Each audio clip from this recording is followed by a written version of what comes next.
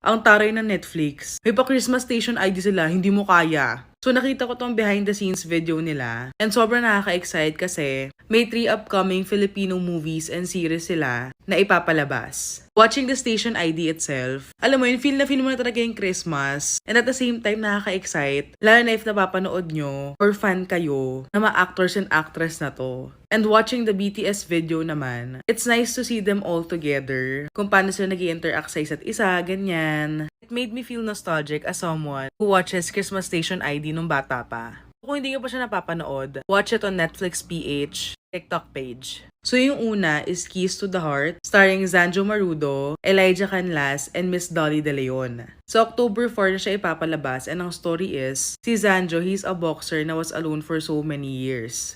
And na-reunite siya sa long-lost mom niya and his brother who has autism.